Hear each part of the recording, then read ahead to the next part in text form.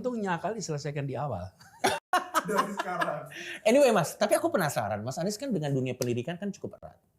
Aku penasaran. Dulu Mas Anies waktu kecil, sebenarnya siswa yang seperti apa sih Mas? Ya, ada masa nakalnya juga. Masa sih Mas? Ada masa Aku nggak nakalnya kebayang juga. Mas Anies tuh nakal tuh. Saya sih nggak kebayang. Di pikiran saya ya. Untungnya kali diselesaikan di awal. Loh, daripada dulu nggak nakal, gedenya nakal. Betul. Tapi aku penasaran. Aku pengen tanya sama Mas Anies. Pernah bolos nggak? Ya, pernah lah. Tapi dulu kenakalannya gimana Mas? Dulu sebenarnya gini, nakal itu beda-beda ya. Yes. Ketika masa kecil itu masih SMP, masa pra SD, masa SD itu berantem one on one. Oh. Oke, berantem one on one. Iya. Kalau istilah ibu saya itu biasanya pernah bilang bahwa katanya dia itu belum mampu mengungkapkan apa yang jadi kemauan.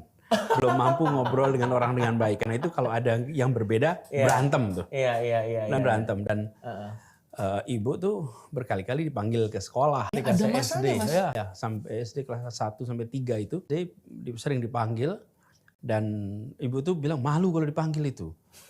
Malu katanya. Kenapa malu? Ibu saya tuh dosen IKIP. Oke.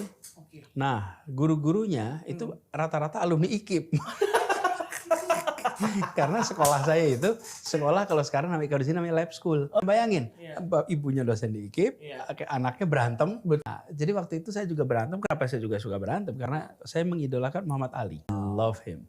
Cuman saya pernah merasakan tuh pukul teman, begitu pukul, mancur darahnya sini merah semua. Saya panik betul, saya mengira ini meninggal. Betul-betul panik. Rupanya mimisan. Cuman waktu itu nggak tahu tuh namanya mimisan itu apa. Iya. Tahunya adalah berdarah, ngucur sampai ke sini. Waduh, saya bilang ini kalau meninggal gimana ya? Sudah bayangin ya macam-macam tuh. Dan kejadian itu tuh membuat saya juga mikir lagi tuh soal mukul itu bahwa bisa dampaknya segitu gitu. Iya.